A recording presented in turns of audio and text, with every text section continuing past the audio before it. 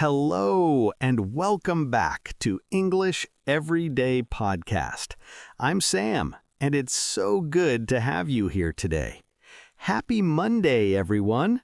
I hope you had an amazing Christmas weekend. Can you believe Christmas just happened?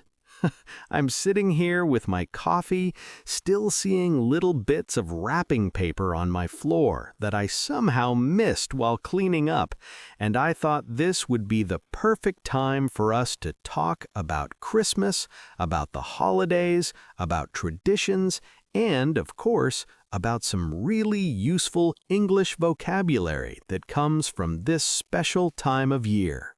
You know, this is actually our first conversation after Christmas, so it feels kind of special, like we're catching up after the holidays, just like you would with a friend.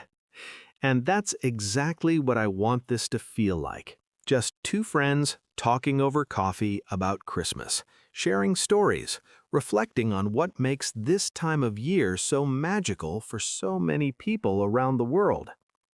So get comfortable. Grab your favorite drink, and let's spend the next 20 minutes together talking about Christmas, and of course, improving your English at the same time. Now, before we dive in, let me remind you how this works. This is a shadowing exercise, which means you're going to speak with me at the exact same time as I'm speaking. Don't wait for me to finish sentences, don't pause and repeat, just speak along with me as if we're talking together. Use the captions if you have them available. Let your voice move with mine. I know it might feel a little strange at first, but trust me, this is one of the most effective ways to improve your pronunciation, your rhythm, and your natural flow in English. You're training your mouth and your brain to work together in English in real time. And here's something I want you to remember. If you keep doing this consistently, if you show up and practice with me regularly, in about 6 months, you're going to notice something incredible. Your English fluency will transform. I'm serious about this. 6 months of consistent practice, and you'll be speaking English in ways you can't even imagine right now. So let's make this journey together, okay? All right, ready? Let's talk about Christmas. So, Christmas. Where do I even begin? I think Christmas is probably one of the most complex holidays to talk about because it means so many different things to so many different people. For some people, it's deeply religious. It's about celebrating the birth of Jesus Christ. For others, it's more cultural and secular. It's about family, traditions, giving gifts, decorating trees, and just enjoying the festive atmosphere. And you know what's interesting? Even people who don't celebrate Christmas religiously often still participate in some of the cultural aspects of it. I have friends from all different backgrounds who put up Christmas trees, exchange gifts, or at least enjoy the holiday season in their own way. It's become this kind of universal celebration in many parts of the world, even though it started as a Christian holiday. I remember when I was a kid, Christmas morning was the most exciting day of the entire year. I mean, nothing else even came close.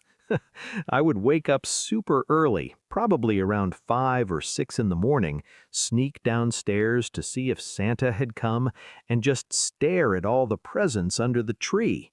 My parents had this rule that we couldn't open anything until everyone was awake and we'd had breakfast together, which felt like absolute torture when you're 7 years old and there are wrapped presents with your name on them sitting right there. But looking back now, I really appreciate that rule. It was about slowing down, being together as a family, making the moment last. That's something I think we lose sometimes in modern life. We're always rushing to the next thing, the next event, the next experience. Christmas, at its best, teaches us to slow down and be present with the people we love. Our first vocabulary word today is festive. Festive means having the atmosphere or qualities of a celebration or festival. It describes something that feels joyful, celebratory, and special, often associated with holidays and parties. When we say the festive season, we usually mean the time from late November through early January, covering Christmas and New Year's. You'll hear people say things like, "I love the festive atmosphere in the city during December," or "She was in a festive mood, wearing a red sweater with reindeer on it." It's one of those words that just captures that special holiday feeling, you know? And speaking of festive, let's talk about decorations. Christmas decorations are such a huge part of the holiday experience. Some people go absolutely crazy with decorations. I mean, there are people who cover their entire houses with lights, put inflatable Santa Clauses in their yards, hang wreaths on every door, and basically turn their homes into winter wonderlands. I'm somewhere in the middle when it comes to decorating. I like having a tree with lights and ornaments, maybe some candles, some greenery here and there. Nothing too extreme, but enough to make my space feel cozy and festive. There's something about those warm, twinkling lights in the darkness of winter that just makes everything feel more magical. You know what I find fascinating? How different cultures have adapted Christmas traditions in their own unique ways. Like if you go to Australia or New Zealand, they're celebrating Christmas in the middle of summer. Can you imagine? Christmas barbecues on the beach, Santa in shorts, no snow anywhere. It's the complete opposite of the traditional snowy, cold Christmas that we see in movies and greeting cards. Or in Japan, where Christmas isn't even an official holiday, but it's become this really popular cultural event. People eat Kentucky Fried Chicken on Christmas Eve.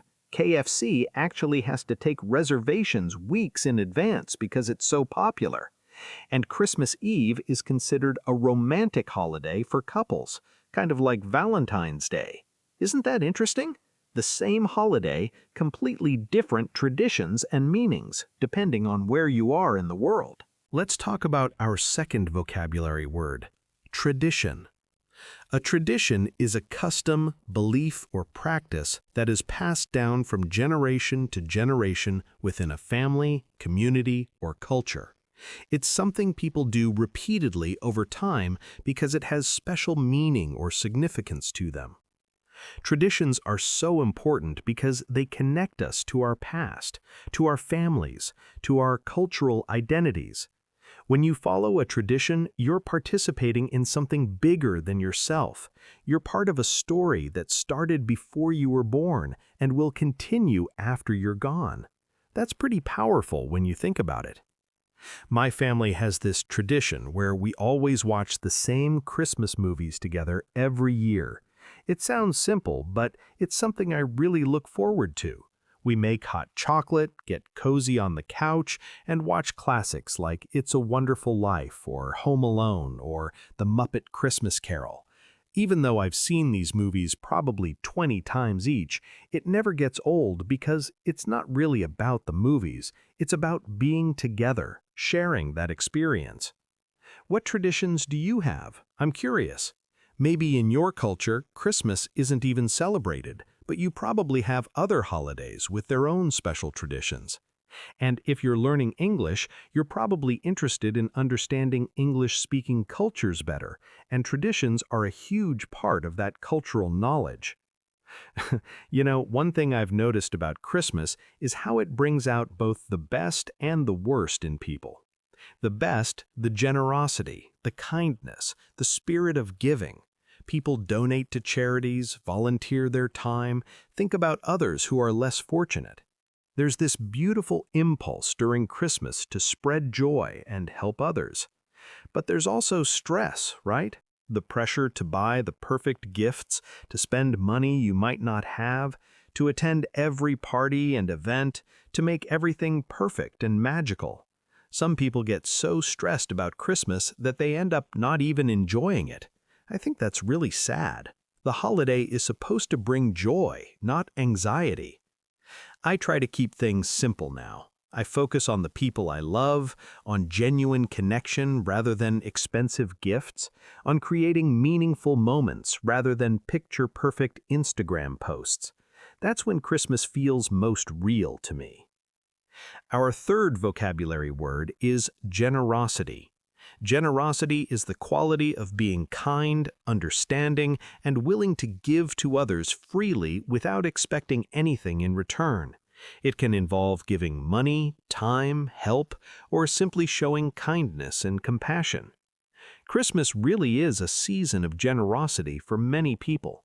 You see it everywhere. Toy drives for children, food banks collecting donations, people buying coffee for strangers, families adopting wish lists for kids who might not otherwise get presents. There's something about this time of year that reminds people to be generous, to think beyond themselves. And generosity doesn't have to be about money or gifts. Sometimes the most generous thing you can give someone is your time, your attention, your presence. In our busy, distracted world, truly listening to someone, truly being present with them, that's an incredibly generous act. I remember one Christmas when I was going through a really difficult time. I had just moved to a new city, didn't know many people, and was feeling pretty lonely. A neighbor I'd only met once invited me to Christmas dinner with her family. I almost didn't go because I felt awkward, but I'm so glad I did. They welcomed me like family, included me in all their traditions, made me feel like I belonged. That generosity, that kindness, I'll never forget it. It wasn't about expensive gifts or fancy food. It was about human connection and compassion. Let's talk about something a lot of people deal with during the holidays: homesickness. If you're living far from your family, far from your home country, Christmas can be really hard. You see everyone else celebrating with their loved ones, and you feel that distance even more acutely. I've been there, and it's tough. But here's what I've learned. You can create new traditions wherever you are. You can celebrate in your own way, even if it's different from how you grew up. You can connect with other people who are also far from home and create your own chosen family, your own celebrations. It won't be exactly the same, and that's okay. It can still be meaningful and special in its own way. If you're someone learning English right now, if you're working hard on improving your language skills, I want you to know that's something to celebrate too. Maybe it doesn't feel like a big achievement in your daily life. You're just studying, practicing, making mistakes, trying again. But you're doing something really difficult. You're learning to communicate in a whole new language, opening up new possibilities for your future, challenging yourself to grow. That takes courage. That takes dedication. And I think that's worth celebrating, don't you?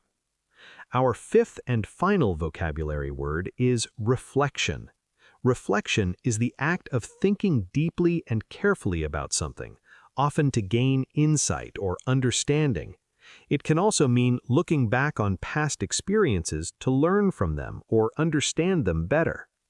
The time between Christmas and New Year's is traditionally a period of reflection for many people. We look back on the year that's ending, think about what went well and what didn't, consider what we want to change or improve in the coming year. It's a natural pause point in the calendar, a chance to take stock of our lives. I think reflection is a really valuable practice, not just during the holidays, but all year round. When we take time to reflect, we're not just passively experiencing life, we're actively learning from it, growing from it, becoming more intentional about how we want to live. So maybe take some time in these days after Christmas to reflect on your English learning journey. Where were you 6 months ago, a year ago? What progress have you made? What challenges have you overcome? What do you want to achieve in the next 6 months? And be honest, but also be kind to yourself.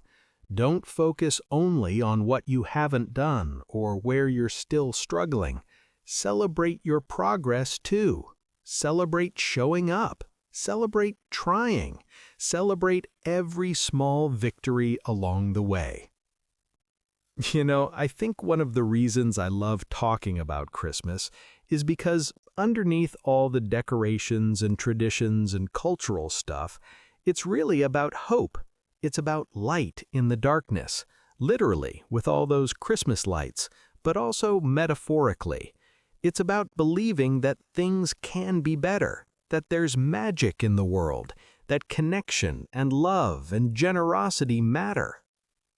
And isn't that what we all need sometimes? Especially when life feels hard or uncertain or overwhelming. We need that reminder that there's still beauty, still joy, still reasons to hope. If you're learning English right now, you're already demonstrating hope. You're investing in yourself, in your future, in the belief that you can grow and change and expand your possibilities. That's hopeful. That's beautiful. That's worth acknowledging. I remember reading somewhere that Christmas isn't just about one day in December. It's about carrying that spirit of generosity, kindness, and hope throughout the entire year. I really like that idea. What if we tried to be as generous in July as we are in December? What if we looked for opportunities to spread joy and kindness every day, not just during the festive season? And the same goes for your English learning. Don't just practice intensely for a few weeks and then stop. Don't let motivation come and go randomly. Make it a consistent part of your life, a daily practice, something you do whether you feel like it or not. That's how real transformation happens. You're not going to wake up one day magically fluent in English, but if you show up consistently, if you practice with intention, if you embrace mistakes as learning opportunities, then in 6 months you'll look back and be amazed at how far you've come. I promise you that. All right, we're coming to the end of our time together today, and I hope this conversation gave you something valuable. We talked about Christmas, about traditions and generosity and nostalgia and reflection. We talked about different ways people celebrate around the world, about what makes this season special, about finding meaning in both the past and the present. But more than that, I hope this reminded you that learning English isn't just about grammar rules and vocabulary lists. It's about connecting with cultures, understanding different perspectives, being able to communicate and share ideas with people from all over the world. It's about opening doors to new experiences, new relationships, new possibilities. Before you go, I want to thank you. Thank you for spending these 20 minutes with me. Thank you for working on your English, for challenging yourself, for being part of this community. I know learning a language is hard work, and I'm genuinely proud of you for doing it. Remember what I said about 6 months. Today is Monday, the week after Christmas. 6 months from now, it'll be late June or early July. Imagine where your English could be by then, if you practice consistently. Imagine the conversations you could have, the confidence you could feel, the opportunities you could access. That future is absolutely possible, but it starts with today. It starts with showing up, practicing, speaking along with me right now, and then doing it again tomorrow and the day after that. If you enjoyed this episode, I'd love to hear from you. Leave a comment, send a message. Let me know what you'd like to talk about in future episodes. And remember, we meet here every week to discuss trending topics, interesting ideas, and of course, to practice English together. Until next time, keep practicing, keep growing, keep believing in yourself.